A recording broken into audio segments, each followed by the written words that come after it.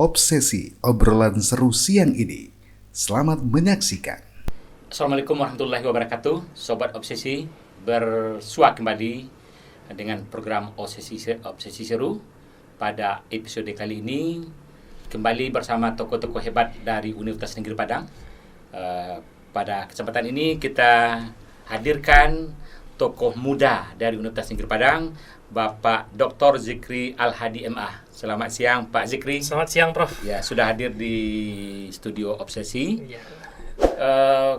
Kalau kita melihat Pak Zikri di kemahasiswaan cukup terlibat sebagai pembina BEM UNP Ya. sejak tahun 2017 Ya. dan pembina BEM Fakultas Ilmu Sosial sejak tahun 2012 ya. Ya. Jadi tentu ada alasan tertentu pimpinan menunjuk apakah mungkin Pak Zikri sangat dekat dengan mahasiswa atau bagaimana alasannya kira-kira menurut Pak Zikri ini? Terima kasih Prof. Nah, Jadi kalau dihitung nih Prof, sudah 3 wakil dekan ini mempercayai kita sebagai pembina BEM di FIS. Ya. Dan alhamdulillah kepercayaan ini tentu sebuah amanah bagi kita gitu. Kalau kita melihat kenapa nih pimpinan mempercayai dan mahasiswa juga, karena kan mahasiswa juga punya rekomendasi juga kepada pimpinan fakultas, karena mungkin kita mungkin masih muda kan ya, dan tidak jauh terpaut usianya dengan mahasiswa. Jadi cukup memahami lah dinamika mahasiswa itu dan segala persoalan yang ada di mahasiswa. Karena kedekatan itu dan mungkin karena mahasiswanya nyaman, jadi setiap periode pembina itu selalu diusulkan kita gitu. Jadi kita tidak meminta ya Prof ya. Tapi karena memang diusulkan oleh mahasiswa. Biasanya kan memang karena rekomendasi dari mahasiswa ya. Dan disetujui pula oleh pimpinan. Ya, termasuk di BEM UNP juga seperti itu. BEM UNP ini sudah kepengurusan BEM Presiden BEM ketiga kalau tidak salah. 3 kali sejak 2017 sampai sekarang. Dan alhamdulillah masih juga dipercaya. Dan memang kuncinya kalau kita melihat nih Prof, di masa ini kita itu harus welcome kapanpun kita ingin ditemui atau dimintai pendapat oleh mahasiswa. Nah, pengurus ini ya. Ya, kadang-kadang kan banyak juga kalau kita menganggap mahasiswa ini kan menganggap mereka tuh di bawah kita. Jadi kalau kita menganggap mereka itu sebagai mitra, kolega dan mereka nyaman mencurhat, menyampaikan persoalan-persoalan yang mereka hadapi gitu kan. Dan kita selalu berpikiran bagaimana menjadi solusi, tidak langsung memarahi, tidak langsung memberikan tekanan gitu, apalagi intervensi. Jadi kebebasan kita berikan kepada mahasiswa, tetapi tentu dengan rasa tanggung jawab gitu. Nah, itu mungkin Prof. Atau karena memang masih muda ya? Masih muda. Karena bedanya dengan mahasiswa. Itu mungkin juga karena apa kali Prof ya? Karena mungkin istri saya sekarang juga mahasiswa juga. Jadi mungkin itu juga kali. Karena merasa dekat dengan mahasiswa sehingga komunikasi itu lancar, nyaman gitu. Kalau kampung dari mana? Asalnya dari mana? Kalau ibu dari pesisir selatan, bapak pesisir selatan juga. Tapi lahir? Lahir di Padang. Oh, lahir di Padang ya. Tapi ibu Bayang, bapak Tapan. Oh, tapi lahir lahir dan besar di Padang. Ya. Berarti ini orang pesisir selatan juga. Ya, satu kampung kita, Bro. Oke. Baik. Pak Zikri, kalau kita lihat keahlian itu tertulis administrasi dan kebijakan publik ya. Itu maksudnya apa tuh? Kalian seperti itu? Karena ini lahirnya kan dari latar belakang pendidikan, Prof. Jadi ketika sarjana S1 ya, S1 di mana? Di Unpad, di Pajajaran. Oh, di Pajajaran mengambil program studi S1 Administrasi Negara dulu namanya. Ya, sekarang Administrasi Publik. Publik. Jadi S2-nya di Administrasi di Kebijakan Publik di UI. Dan S3 sekarang di UNP. Ya, karena kini sekarang ingin kalau bahasa Minang kayak tangan UNP yang dapat lah gitu kan. Jadi ada tadi beda. Ada jaket kuning kita itu ya. Karena kita mengabdi di UNP. Jadi kenapa bidang itu yang dipilih? Karena memang sebenarnya ini tersesat di jalan yang benar ya. Ya. Awalnya dulu ambil akuntansi itu, Prof. Ya, di Unpad. Pilihan pertama. Pilihan kedua Administrasi Negara itu ditunjukkan oleh kawan. Udah ambil aja Administrasi Negara Unpad gitu kan. Ternyata lulus pilihan kedua, SPMB dulu namanya. SPMB ya. Akhirnya dijalankan, ternyata enak juga, nyaman juga ya. Pertama mikir juga nih jurusan apa ini gitu kan, karena tidak paham sama sekali karena diarahkan waktu sekolah ya kalau sosial tuh akuntansi, kalau tidak manajemen. Nah, akhirnya ambil sana ternyata menikmati dan menyelami sampai sekarang ya. Nah, Itu kebijakan publik itu objek kajian seperti apa itu? Atau lembaga atau perguruan tinggi juga termasuk bagian kajian? Seluruhnya. Prof. Selama isu itu merupakan isu publik, ya, baik itu di ranah perguruan tinggi, di pemerintahan, bahkan di NGO, di masyarakat, itu masih masuk kajian dari administrasi dan kebijakan publik. Jadi ada tiga apa empat ya salah ya. Publik itu sebagai masyarakat, publik itu sebagai negara, publik itu sebagai dunia usaha, dan publik itu kombinasi dari ketiganya itu. Selama itu masuk dalam domain itu masuk kajian dari administrasi dan kebijakan publik. Yang publik ini ya. Selama dia masalah publik, maka dia akan menjadi kajian administrasi publik gitu. Itu dulu topik penelitian skripsi, tesis, itu memang kajian publik juga. Ya, jadi sebenarnya kerangkanya itu adalah administrasi dan kebijakan. Tetapi yang jadi fokusnya adalah kebencanaan. Tapi dilihat dari sisi administrasi dan kebijakannya. Karena kebencanaan ini kan multidisiplin, Prof. Bisa dari sisi geografi, dari sisi teknik, bahkan dari bahasa pun bisa, dari komunikasi pun bisa, semuanya. Nah, kalau kita sendiri itu melihat dari sisi kebijakan, administrasi dan kebijakannya, lebih kepada tata kelolanya. Jadi S1, S2, S3, walaupun prodi di S3 ini berbeda, tetapi linearitas itu dari sisi kajiannya, termasuk mata kuliah yang diajar di UNP sendiri. Jadi waktu di tesis itu kajiannya kan masalah kebencanaan, itu tata kelolanya atau pemerintah bagaimana memanage kebencanaan. Kalau di S1 dari sisi kebijakan, memang kebijakan pakai konsepnya. Kalau di S2 di sisi kelembagaan. Kalau di S3 kombinasi dari dua ini, kelembagaan dan kebijakan. Kenapa? Karena kebijakan itu tidak jalan kalau kelembagaannya nggak kuat. Sama seperti di pemerintahan kita. Nah, baru ini kan diwawancara juga oleh Padang TV dan diskusi dengan teman-teman di DPRD dan di pemerintahan tentang Perda AKB, adaptasi kebiasaan baru yang pertama lahir di Sumatera, di Indonesia. Ya, Perda.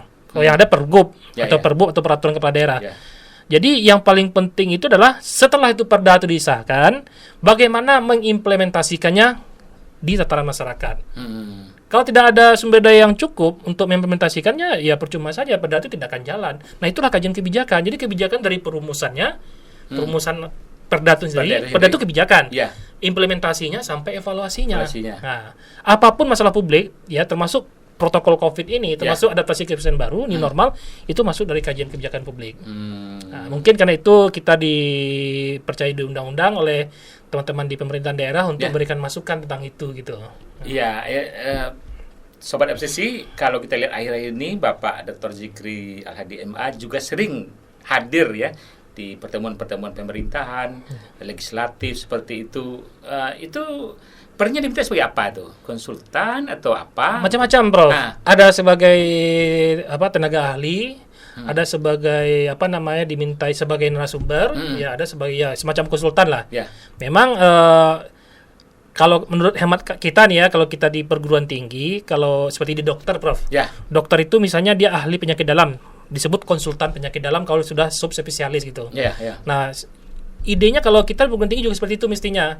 Misalnya kita di bidang apa, kita konsultan di bidang itu gitu. Artinya kita dimintai pendapat karena ada kepakaran kita di sana. Jadi mungkin karena memang kita ada sedikit pengetahuan di sana, dimintalah untuk memberikan masukan-masukan. Jadi kita welcome saja selama itu bisa bermanfaat. Dan itu bagian dari tridharma perguruan tinggi juga. Itu kita sangat welcome untuk itu, Prof. Tapi kalau kita lihat agak sering Pak Zikri ya, mungkin atau yang ahli di bidang itu atau yang concern kepada itu tidak banyak dari Universitas Negeri Padang. Yang lebih banyak itu hadir itu nampak Pak Zikri. Kalau menurut kami sebenarnya nih, Prof, kalau kita melihat ya selain mungkin sedikit pengetahuan, mungkin pola komunikasi kita dengan mitra gitu. Oh, begitu ya. Artinya mungkin karena alhamdulillah kita membangun jejaring lah, Prof ya. Jejaring karena kita kan perguruan tinggi ini kita kan nggak boleh seperti di Menara Gading. Jadi ilmu yang kita punya itu, pengetahuan itu kita harus berikan atau kita share kepada masyarakat, kepada stakeholder yang lain sehingga itu bisa bermanfaat gitu. Dan kebetulan mungkin di bidang kebijakan publik ya di UNP salah satunya dipercaya kami di sana gitu. Walaupun banyak juga kan Bapak Ibu yang lain yang punya kapasitas di sana gitu. Mungkin karena saya sering di media sosial jadi seolah-olah saya aja yang gitu, Bro ya. Padahal kan tidak juga sebenarnya ya. Tapi Ya, itu salah satu media promosi kita juga. Karena kan situ banyak kolega kita. Kan kita harus membranding diri kita juga. Sebagai seorang yang menawarkan keahlian, kita perlu branding. Nah, itu yang saya pahami itu, Prof. Kita harus membranding, harus. Jadi kalau kita tidak membranding diri kita, gimana orang mau kenal kita gitu kan?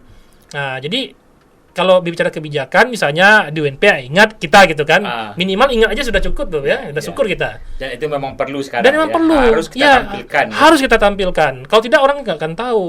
Oke, misalnya kita dari sisi jurnal, artikel itu kan dari kalangan akademisi. Kalau kalangan praktisi, mereka tahu tuh kita bagiannya kita bisa membranding diri gitu. Nah, mestinya kan ini satu harus dikolaborasikan. Kapasitas kita di karya ilmiah itu relevan juga dengan kapasitas kita sebagai konsultan juga, misalnya contoh atau kalian kita. Dan kemampuan kita berkomunikasi dengan pihak-pihak yang menjadi stakeholder kita gitu. Gitu. Nah, mudah-mudahan ini kan juga dalam rangka branding hadir. Terima kasih betul nih, Prof. Karena Prof, idenya ini sangat bagus ya, mengundang berbagai teman-teman dari kalangan untuk mempromosikan, membranding. Oke. Baik, berikutnya menurut Pak Zikri sebagai ahli di bidang kebijakan ini bagaimana? Karena tadi arahnya lebih banyak kebencanaan ya.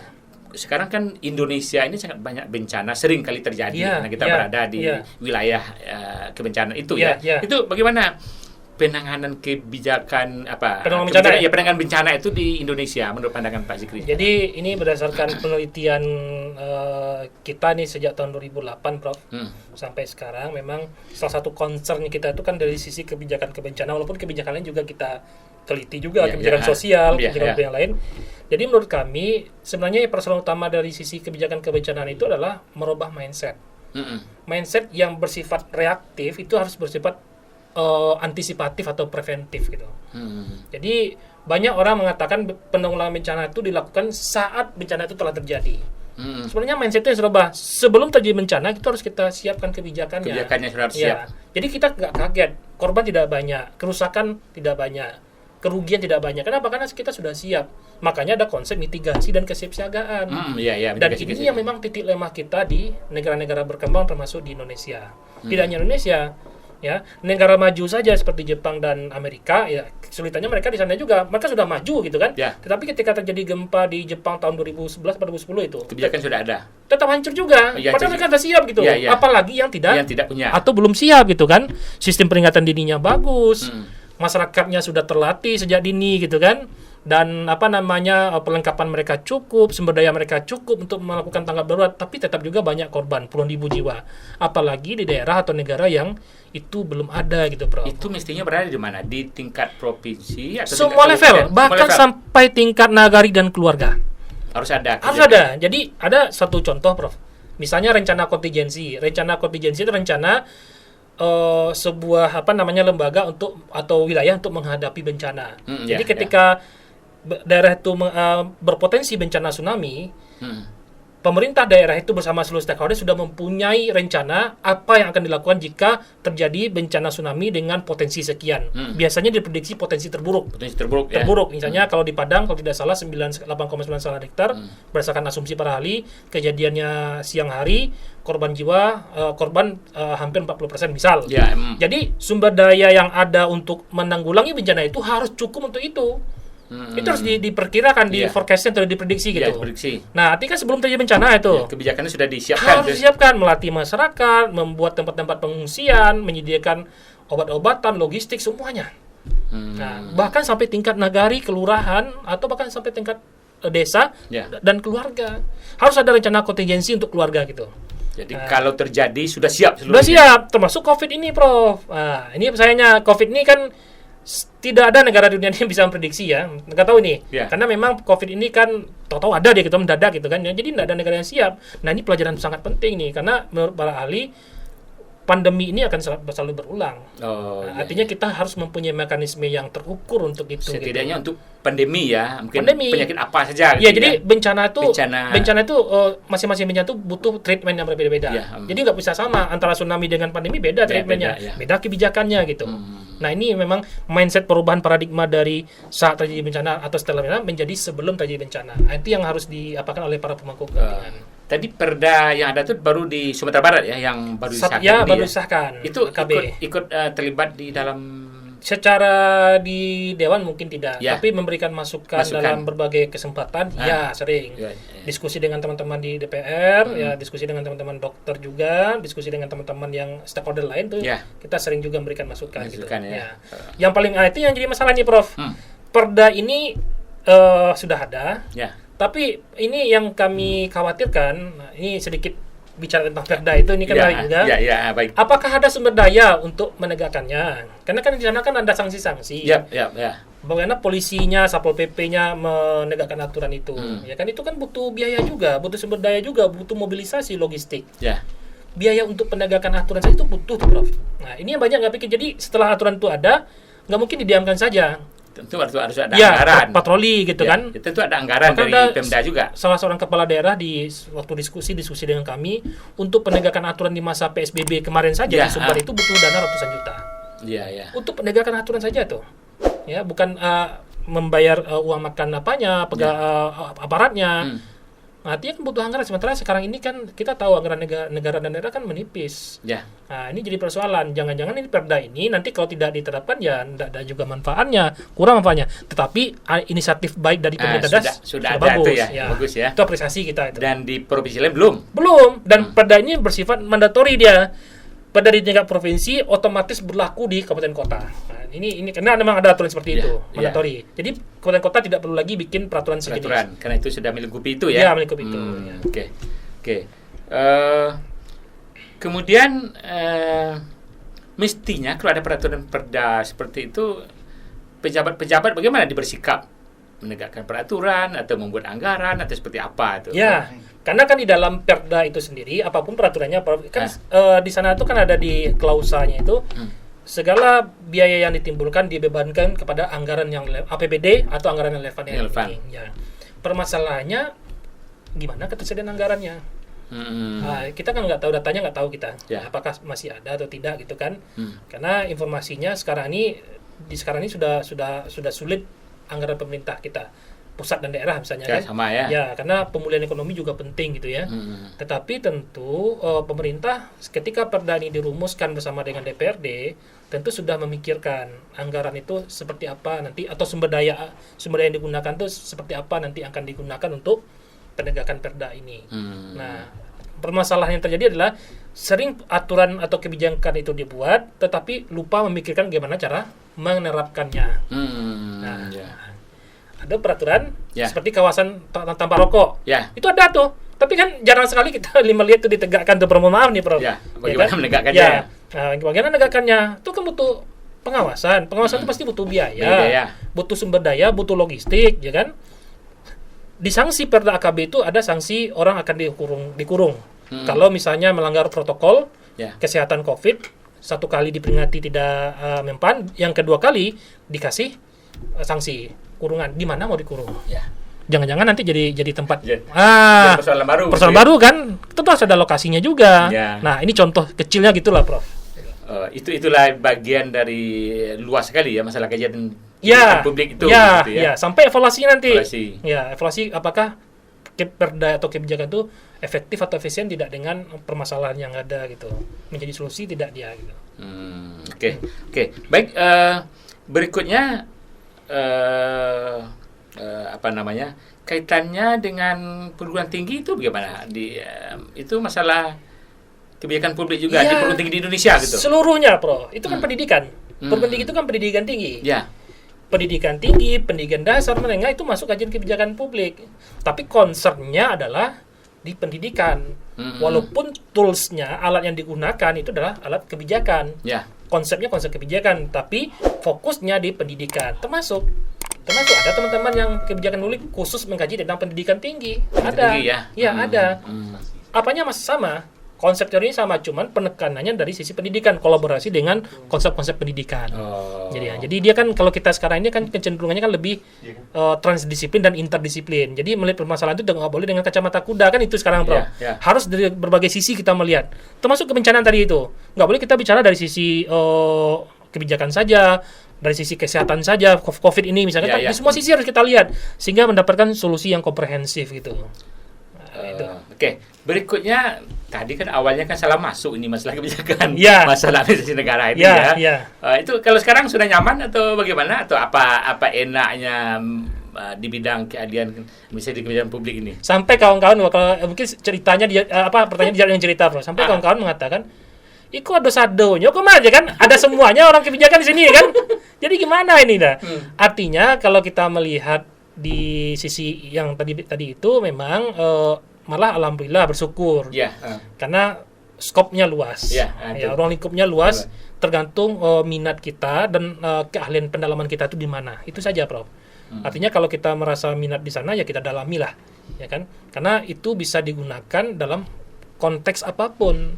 Selama proses misalnya dalam perumusan kebijakan, dalam implementasi kebijakan dan evaluasinya, tata kelolanya atau governance-nya, nah itu kalau kita pahami dimanapun akan relevan dia. Kami juga pernah terlibat dalam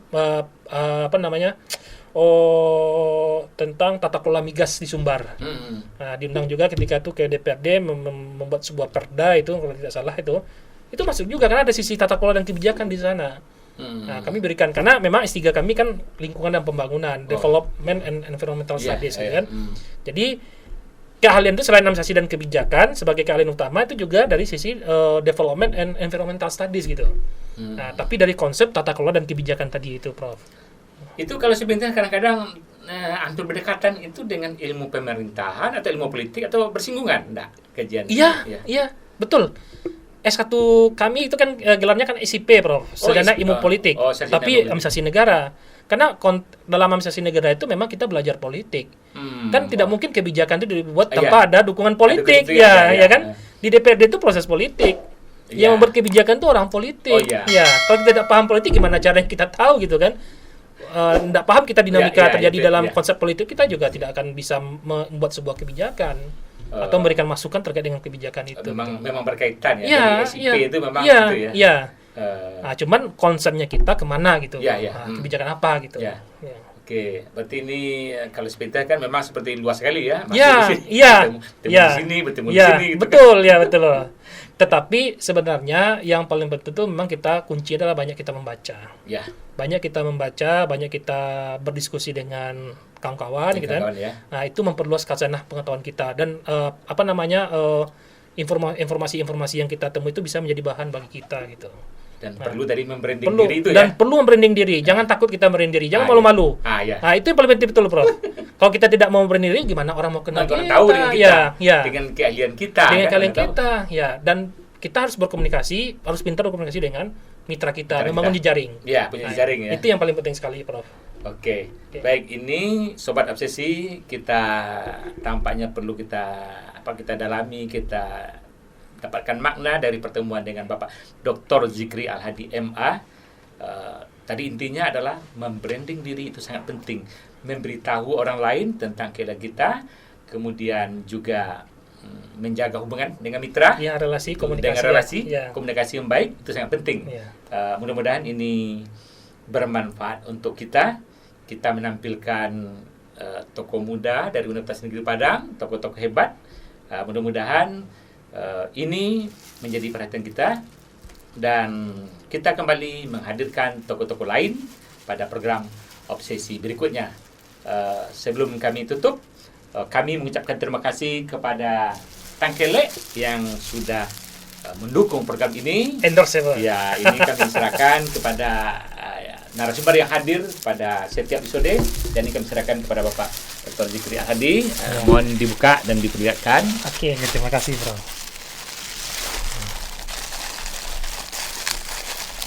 Luar biasa nih endorse-nya. Ini obsesi. Obsesi dari Tangkele ya. Tangkele adalah usaha yang juga oleh industri kreatif. Industri kreatif oleh alumni Universitas Negeri Padang, khususnya dari pendidikan seni rupa, Fakultas Bahasa dan Seni.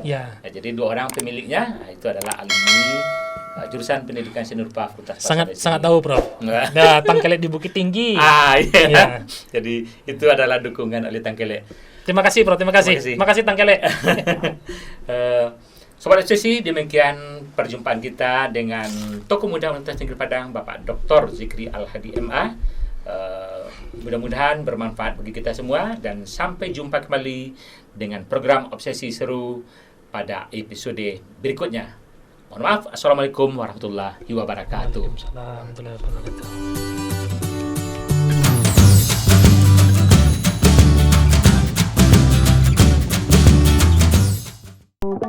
Acara ini didukung oleh Tangkelek.